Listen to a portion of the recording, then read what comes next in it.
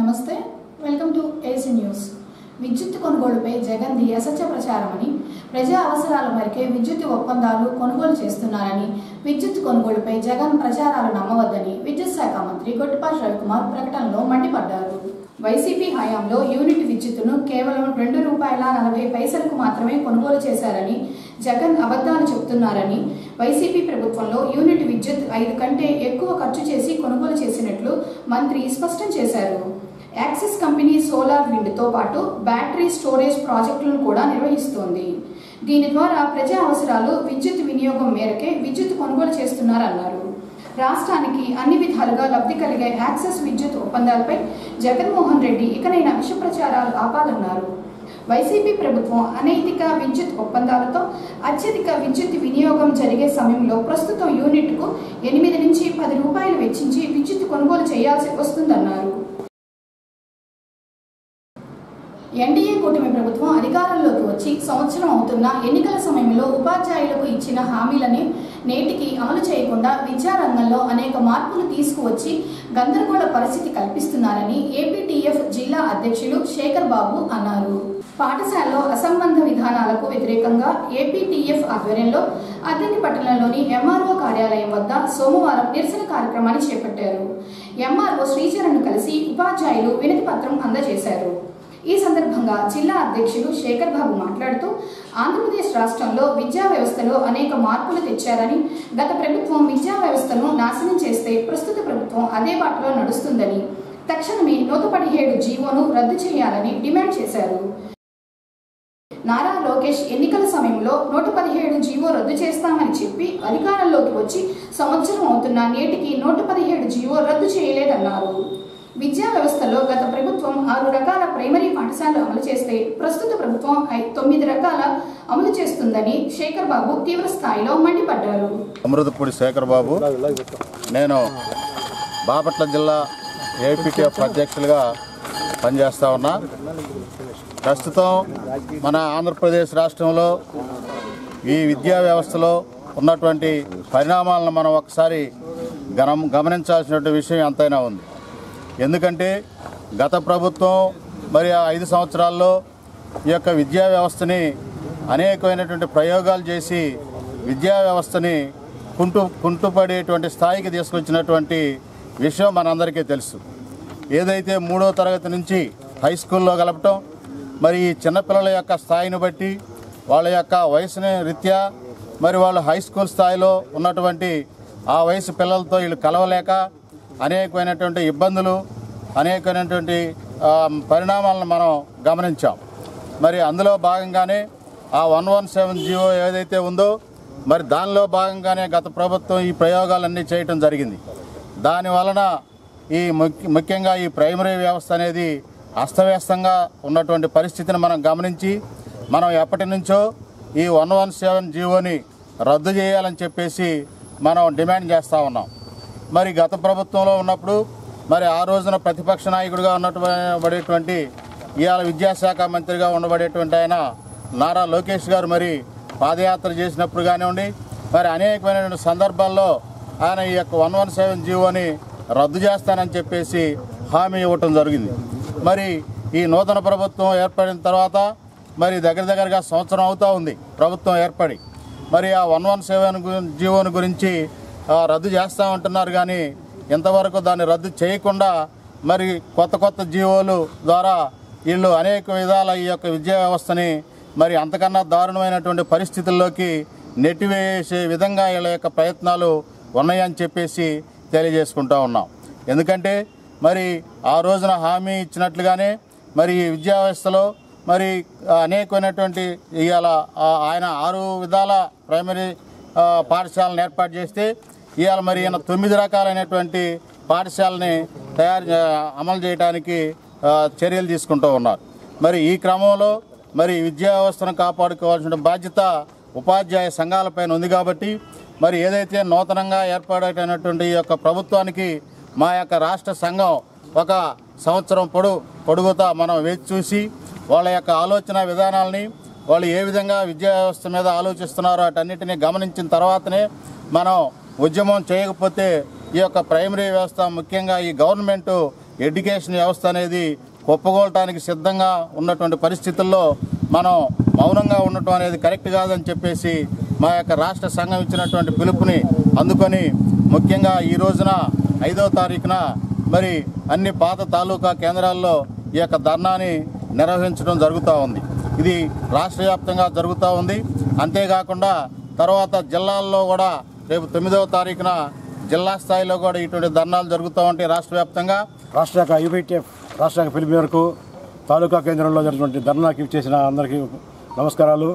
పోతే మా యొక్క ప్రధానంగా మా యొక్క డిమాండ్స్ ప్రాథమిక పాఠశాలలో గత పాలకులు 6 రకాలుగా పెట్టి ఉన్నారు.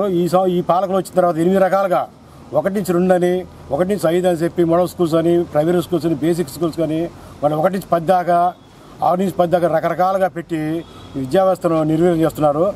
దానికి మేము వ్యతిరేకిస్తున్నాము, ఖండిస్తున్నాము.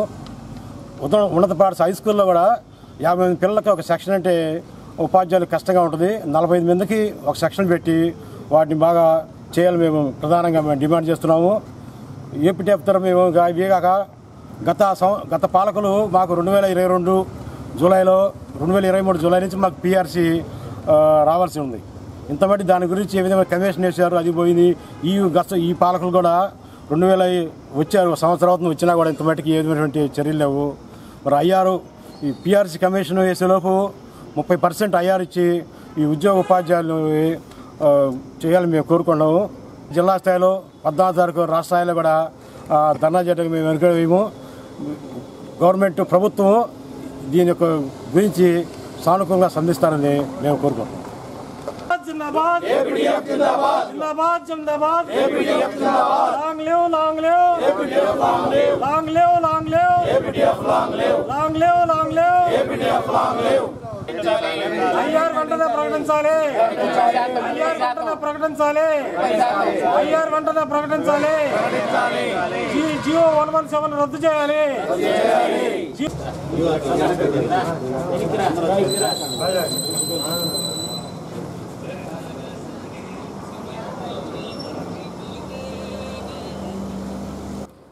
తెలంగాణ హైకోర్టు న్యాయమూర్తి ఎంజీ ప్రియదర్శిని మరణం న్యాయ వ్యవస్థకు, పేద ప్రజలకు తీరని లోటు అని అద్దెకి రూరల్ సీఐ మల్లికార్జునరావు అన్నారు. మేదరమెట్ల హెల్ప్ ఐటీ కార్యాలయంలో హెల్ప్ స్వచ్ఛంద సంస్థ ప్రాజెక్ట్ డైరెక్టర్ బివి సాగర్ సమాజ సేవలో 25 సంవత్సరాలు చేసిన సేవా కార్యక్రమాలు పుస్తక రూపంలో నివేదిక రూపొందించి అనంత సాగర ప్రయాణం నా జీవన ప్రస్థానం ఆవిష్కరణలో సీఐ మల్లికార్జునరావు హాజరై ఆవిష్కరణ చేశారు. ఈ సందర్భంగా ఆయన మాట్లాడుతూ సాగర్ సమాజ సేవలో 2 దశాబ్దాలుగా జిల్లా న్యాయ సేవా అధికార సంస్థ హెల్ప్ స్వచ్ఛంద సంస్థ సమన్వయంతో మానవ అక్రమ రవాణా, బాల్య వివాహాల నిర్మూలన, హెచ్ఐవి ఎయిడ్స్ బాధితుల కొరకు, బాల కార్మికుల నిర్మూలన కొరకు ఇలా సమాజంలో అనేక రుగ్మతులను ఎదుర్కొంటున్న మహిళలను, బాధితులను గుర్తించి వారికి తన వంతు సహాయ సహకారాలు అందిస్తూ వారి జీవితాలలో కొత్త వెలుగులు నింపిన వ్యక్తి సాగర్ అని సీఐ మల్లికార్జునరావు కొనియాడారు.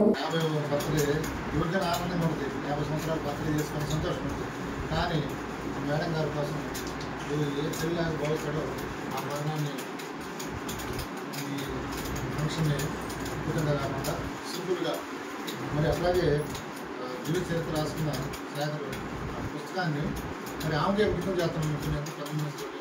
ఆమెకి అంకితం చేస్తాం. సహజంగా ఏమనుకుంటామంటే తల్లిదండ్రులకి ఏదైనా మన జీవిత చరిత్ర ఏదో రాసుకుంటే మన గురువులతో లేకపోతే మన తల్లిదండ్రులు తల్లిదండ్రులు అంకితం చేసుకుంటాం.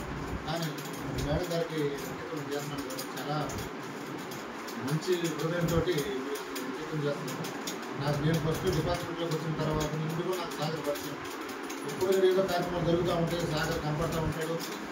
అన్ని పాపం ఏ కార్యక్రమం చేసినా కూడా అన్నీ కూడా మాకు పంచుకుంటూ ఉండేవాడు. ఫోన్లు కానీ లేకపోతే మేనేజ్మెంట్ వచ్చిన తర్వాత కూడా మరి నాకు రాకుంటుంది కాబట్టి నేను ఒకదానికి ఏదో రాలేకపోయా. నాకు అప్పుడు కొద్దిగా బాగాలేకపోయినా బాధ లేనప్పుడు సాగర్ ఏ ఫంక్షన్ చూసినా కూడా నేనైతే తప్పకుండా అటెండ్ అవుతాను. మంచి కార్యక్రమాలు చేస్తున్నాడు, మంచి వ్యక్తిత్వం ఉంది కాబట్టి అతని యొక్క ఏ కార్యక్రమం ఉంటే అటెండ్ అవుతాం అనే మంచి సంకల్పం నాకు ఉంది. అట్లానే మరి అటెండ్ ఇస్తాను అన్నమాట. ఎవరో ముక్కలేదు, పెద్ద పెద్ద వాళ్ళు ఉన్నారు, వాళ్ళ చేత ఇనాగరేషన్ చేపించు. కానీ మరి ఆయన సంకల్పం మరి నేను గుర్తొచ్చాను. నేను కూడా సాగర్ ఫోన్ చేసినంటే సాగర్ ఎక్కడ ఏ కార్యక్రమం పెట్టుకున్నాను తప్పనిసరిగా మీ ఆఫీస్కి వస్తాను, నేను ఆవిష్కరిస్తాను అని కూడా హామీ ఇచ్చాను. దాని ప్రకారం సాగర్ ఫోన్ చేసినా కూడా వెళ్దాం అనుకుని ఇంకా లేట్ అవుతుందనే ఉద్దేశం మీద మా ఎస్ఐ గారిని సాయంత్రం మాట్లాడుతూ ప్రోగ్రామ్ అని చెప్పి ఇంటికి పంపించేసి మళ్ళీ ఫోన్ చేస్తాడే మళ్ళీ మూడోసారి చాలా వస్తుందేమో రాకుండా వెళ్దామని గడవడికి వచ్చేసాము. మరి అందరికీ తెలుసు సాగర్ చేసే పనులన్నీ కూడా ఈరోజు మొదలు పెట్టాం. ఈ సంకల్పం ఎప్పుడో ఆయన 30 సంవత్సరాల సాగర్ కాకపోతే 25 సంవత్సరాల నుంచి ఆయన అదే సంకల్పంలో ఉన్నాడుగా. మరి స్వచ్ఛంద సంస్థలు పెట్టుకుని ఎంతోమంది అబాధ్యం చేసి మరి రకరకాల సమాజంలో అన్ని రకాలుగా ఉంటాం. కొంచెం ఉండేవాళ్ళు ఉంటాము, వికలాంగత్వం ఉంటుంది, రకరకాలుగా కాపాడు గడవల కుటుంబాలు కూడా ఉంటాయి. అట్లాంటి అందరినీ దగ్గరికి సత్పథంలో పిలిపించి సేవ తీసి వాళ్ళ ద్వారా ఏదన్నా ఆయనకి సాయం చేపించే సంకల్పంతో మరి ఆయన ఇట్లాంటి కార్యక్రమాలు పెట్టుకుంటున్నారు. సాగర్ హెల్ప్ స్వచ్ఛంద సంస్థ అంటే మనకి 2-3 జిల్లాలు అందరూ కూడా తెలుసు. ఆయన కూడా వాళ్ళ బంధువులంతా కూడా చాలామంది మంచి కలెక్టర్లు అయ్యారు. అదొక స్ఫూర్తి తీసుకుంటున్నాడు. బాగుపడాలని పిలుస్తాడు. ఏది కూడా సొంతంగా చేయడు, అన్నీ కూడా అందరూ సహకారం తీసుకొని చేస్తూ ఉంటాడు. ఆయన భగవంతుడు మరి ఇంకా నిండు 100 ఏళ్ళు ఆయన జీవించాలని మీ అందరి సంవత్సరంలో కోరుకుంటారు. అట్లాంటి వ్యక్తులు ఉన్నారు సమాజానికి, అట్లాంటి వ్యక్తులు సమాజానికి ఉంటారమ్మా. ఇప్పుడు మనం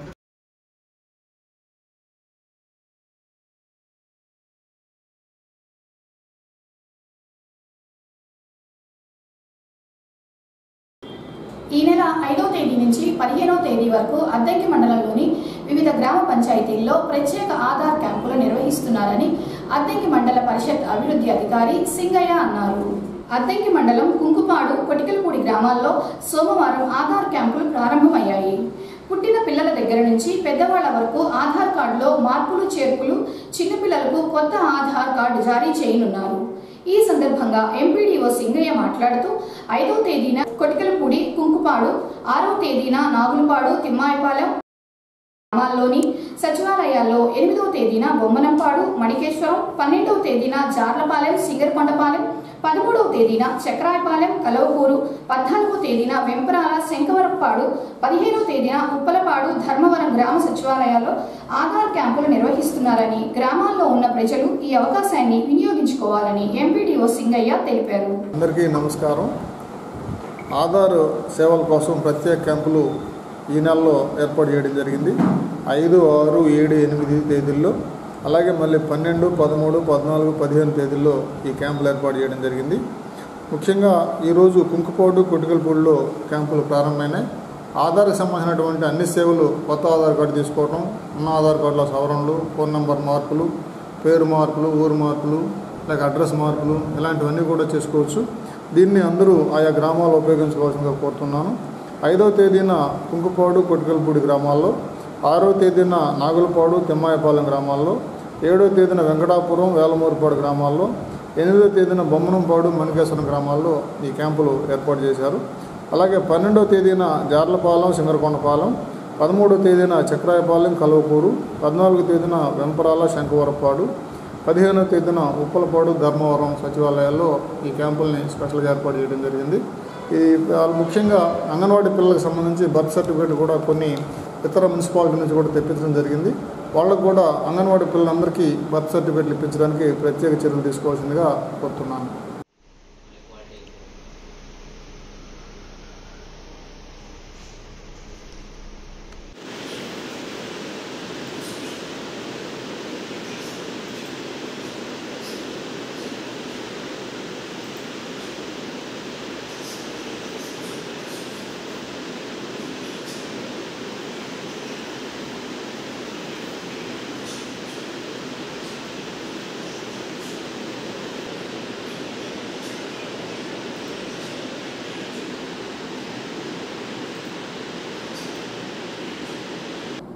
బల్లికురవ మండలం కూకట్లపల్లి గ్రామంలో విషాద ఛాయలు అలుముకున్నాయి. గ్రామానికి చెందిన సురభి నాగేశ్వరరావు పొలంకి వెళ్లి పనిచేస్తుండగా పొలంలో పడి ఉన్న విద్యుత్ వైరు తగలడంతో నాగేశ్వరరావు అక్కడికక్కడే మృతి చెందాడు. వెంటనే పొలంలో పనిచేస్తున్న తోటి కూలీలు గమనించి ప్రైవేట్ వాహనంలో అద్దెకి ప్రభుత్వ వైద్యశాలకు తరలించగా అప్పటికే మృతి చెందినట్లు వైద్యులు తెలిపారు. విషయం తెలుసుకున్న కూకట్లపల్లి గ్రామ ప్రజలు ప్రభుత్వ వైద్యశాలకు చేరుకున్నారు.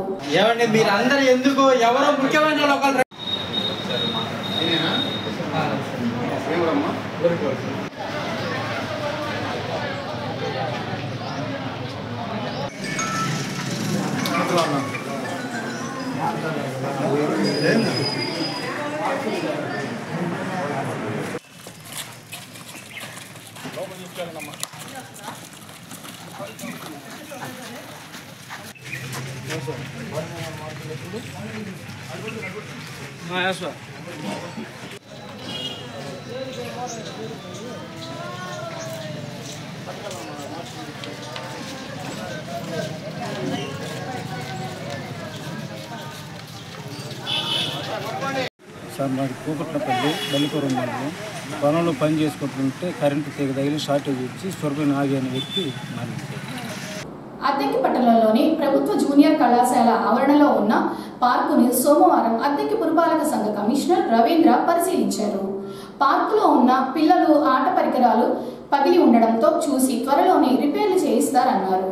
అదేవిధంగా పార్కులో పిల్లల కోసం అదనంగా వసతులు కల్పించేందుకు కృషి చేస్తారని చెప్పారు. తదుపరి పార్కు లోపల ఉన్న జిమ్మును పరిశీలించారు. వేసవికాలం వచ్చిన నేపథ్యంలో అందరూ చక్కగా వినియోగించుకోవాలని తెలియజేశారు.